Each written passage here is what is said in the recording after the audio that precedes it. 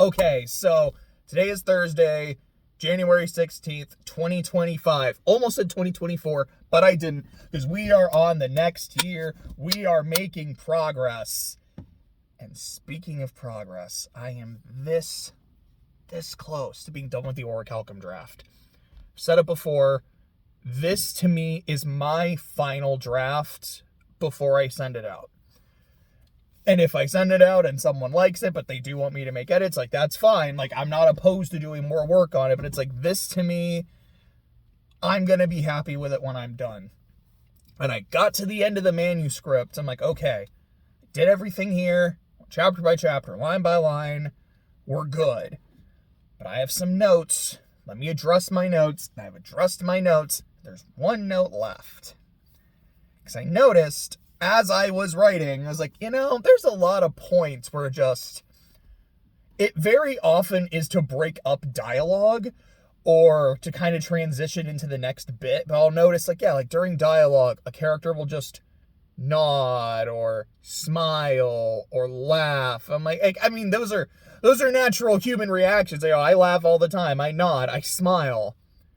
I'm like, it happens a lot.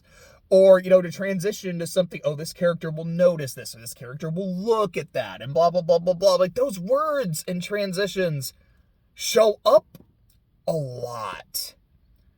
I'm going to make a note of those specific key phrases and see how much they appear in the manuscript, and just kind of go through them. And if they're completely fine, like, if they don't show up as much as I think they do, all right, fine. And then I see the word look shows up like 230 times. Like, okay. I'm not going to cut every single one because some of them work just fine. And then there's others where I'm like, let me cut this or like rephrase this so it's not as repetitive. It's not as like robotic. Man, some of these words show up a lot. But that's going to be the last thing. So it's kind of interesting because I've been saying to myself, it's like, all right, I got this many chapters till I'm done. I got this many chapters. Like, all right, I got 0 chapters now until I'm done. But I have several words, not in terms of word count, but several words to address. But we're so close. I don't know if I'm going to finish it this week. And I know I've got some plans. I'm going to put a little pin in that. This is going to be a lot. But it should be, if not this week, around this time next week. If everything goes according to plan, like I don't get struck by lightning or some shit, should have it done. So I'll take the pen out. Yeah, I got a message from a friend of mine a couple days ago. He's like, hey, I guess another birthday. He's like, hey, do you want to, come up and like see me for my birthday or have like a dinner? I'm like, yeah, that sounds nice. Like, I haven't seen him in a few years. Sounds great. He lives in another state. It's from where I live. He's like 90 minutes away when I put it into Google Maps. And so in my head, I translated that to, he's only like a Shrek away. I think Shrek's only a 90-minute movie. Like, he's only like a Shrek away. Like, that's really not a bad drive. Saying, I got to go to another state sounds worse than it actually is. Like, I don't know, going to see my sister is actually a longer drive than this. But I think that'd be just a really fun time. So I'm planning to do that Saturday afternoon. And I asked, like, can I stay the night? Because I don't want to drive after dark in a state I don't know.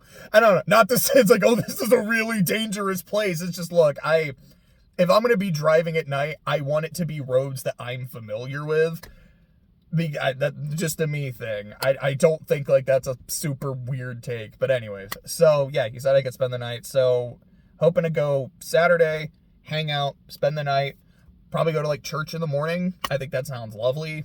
Maybe have lunch and then head home. Speaking of Saturday and Sunday, playoffs.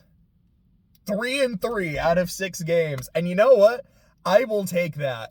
I really went into the Vikings-Rams game thinking, like, I know I picked the Rams, so I got this gut feeling that they're going to win the game. But, like, I know that their last showing was not good against the Lions. But, I mean, the Vikings are still a good team. Like, they'll probably win this. Oh, my gut feeling was right. Holy crap. So it's kind of, I mean, I still plan on doing like a football video. I do want to do one every week. Like, this is what I picked last week. These are my numbers. At least when it comes to the playoffs, this is what I'm going to pick this week. And I guess now I must adjust my bracket accordingly. I think that sounds really fun. So I guess I won't go super deep into details right now. I guess we'll put a pin in that we won't take out till that video tomorrow, Friday, something like that. Okay. So some of the other big things that I did this week, I finished Zeta Gundam.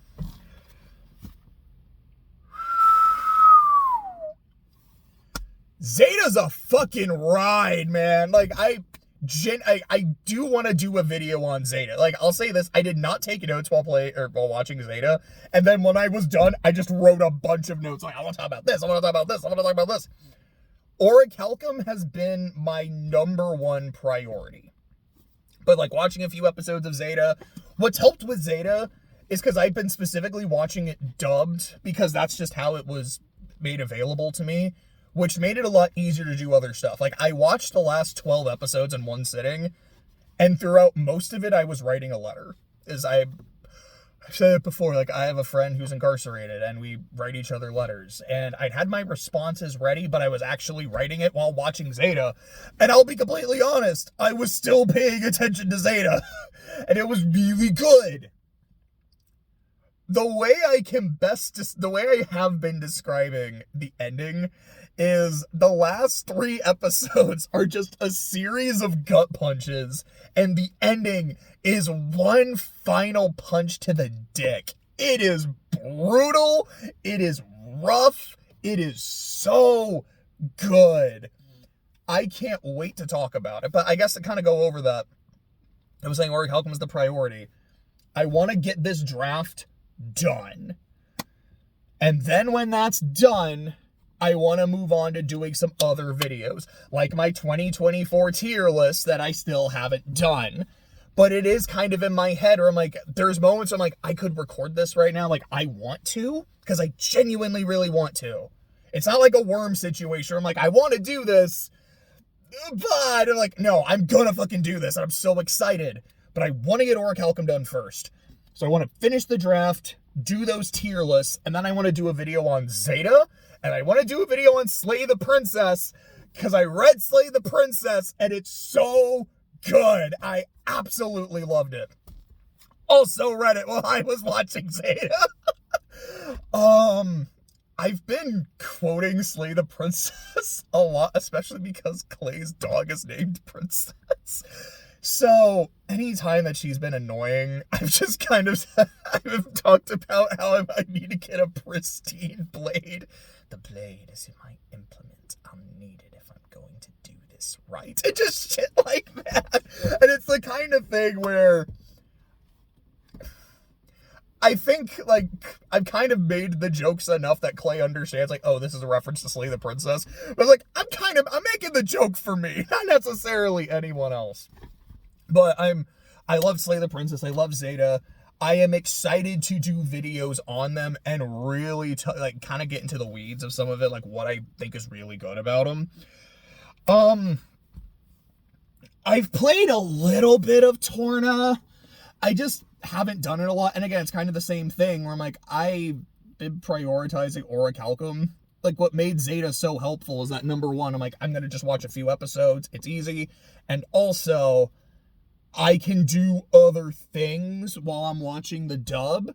So I can, because I'm able to multitask, as shitty as this sounds, it's almost like it helps me justify the fact that I'm watching, like, that I'm spending time doing this instead of Orichalcum, because that's how much of a priority it is for me. Torna, I've only done it a few times. I've enjoyed it. I do really want to just sit down and get into Torna. Just another thing that Orichalcum is taking time away from.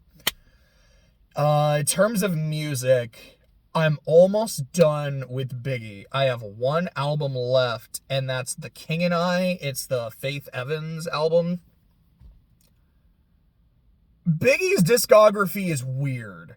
And it's because there's 5 albums, 3 of which, like 100%, are posthumous albums. Technically 4, because Life After Death did release after his murder. However, it was recorded before his murder, so it was like completely all new stuff. And then listening to the other albums, you're like, okay, I've heard this verse before from Biggie. Maybe it's not always the same beat, or it's like, all right, now there's a guest feature. Like, here's Eminem on this one. Here's Snoop. Here's Pac. Okay, like, that's super neat. Like, don't get me wrong.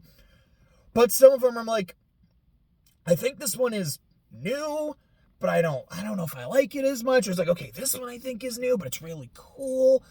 This one I've heard before. Like, there's one that mixes Suicidal Thoughts with a Bob Marley song. And it, like, I didn't mind it. Suicidal Thoughts is actually one of my favorite Biggie songs. I just love Ready to Die. Let me just say that. I think Ready to Die is an absolutely phenomenal album. I think Life After Death, I don't enjoy as much as Ready to Die, but it's fantastic. I absolutely love it. And then it's kind of hit and miss, like almost like from track to track. Like, does this one like feel right? Does it feel kind of weird?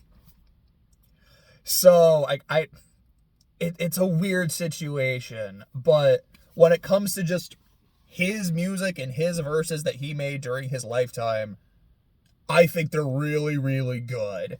So like I said, I have one left.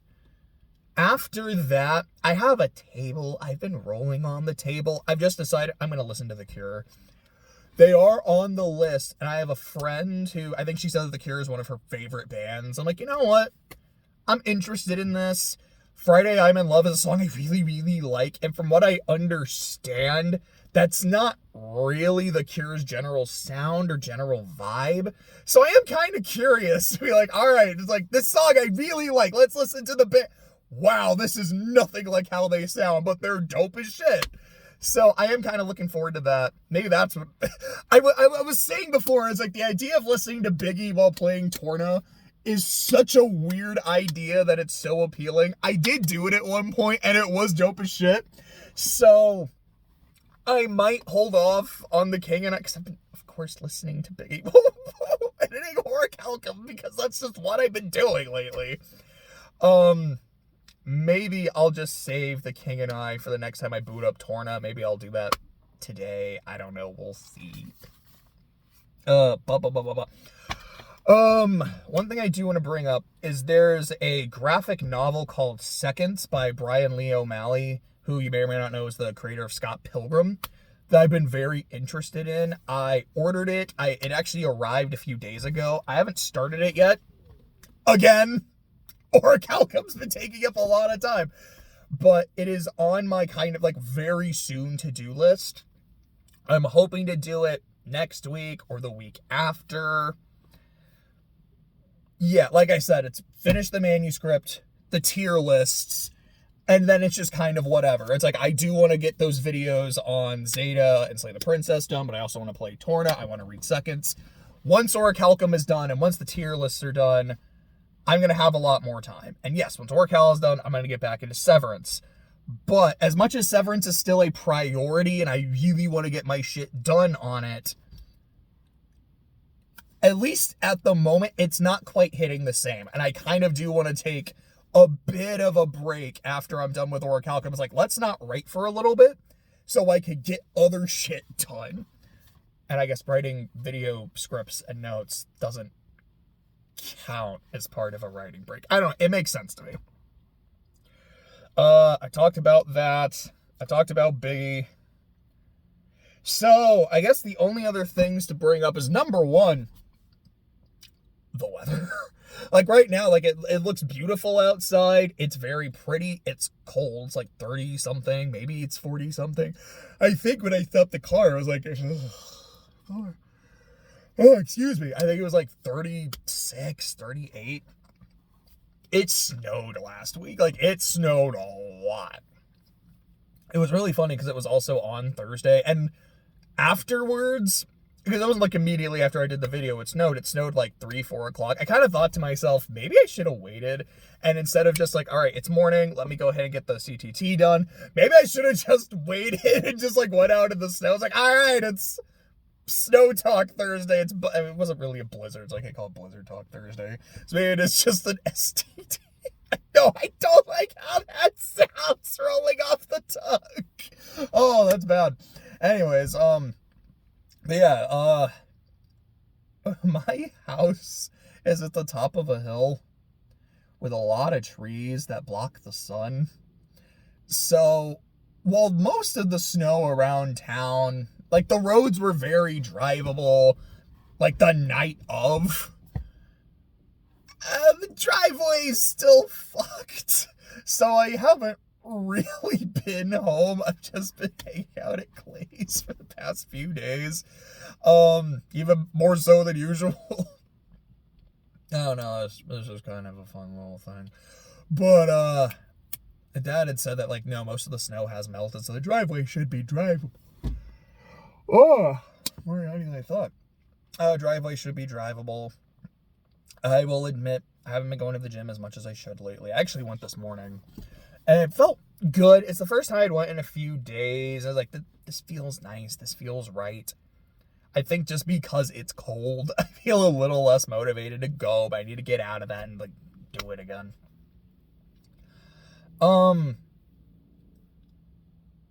So because of some work stuff, apparently I'm gonna be in LA or the LA area from about mid-February to mid-March. And I won't go into, I don't want to go into details. Like, there's not much details to go into. It's just, gonna be there working full-time for about a month, like, on the ground instead of remote. And, I'm pretty excited for it. No, I was kind of thinking about it yesterday.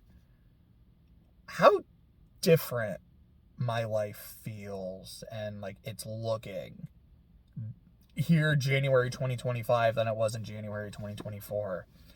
And, granted, I don't know what's going to happen. Like, for all I know, my year is going to suck. Like, 2025, like, I got all these plans, I have all these ambitions, I have all these different, like, things that I want to work on and these avenues I want to explore. They could all fail. They could all blow up in my face. But around this time last year, I was like, I don't know. I don't know where I'm at. I don't know where I'm going. I feel lost. I feel like I have no direction. I just don't know. And now a year later, I'm like, okay, so in terms of this thing, this is the plan. In terms of this thing, this is the plan. This looks like it's going well. This looks like it's going well. This other thing looks like it's going well. This thing looks like it's going well. I'm like, this is weird, but this is nice. And I know that's something I know I've talked about is like 2024 in terms of its like theming really felt like it was about maximizing time. But I think it was also about maximizing potential and really trying to see, am I where I need to be or want to be? No. Okay, what am I doing about it? And then trying to do something about it and making real progress, making some strides, both in like my hobbies, in my career, in my personal life.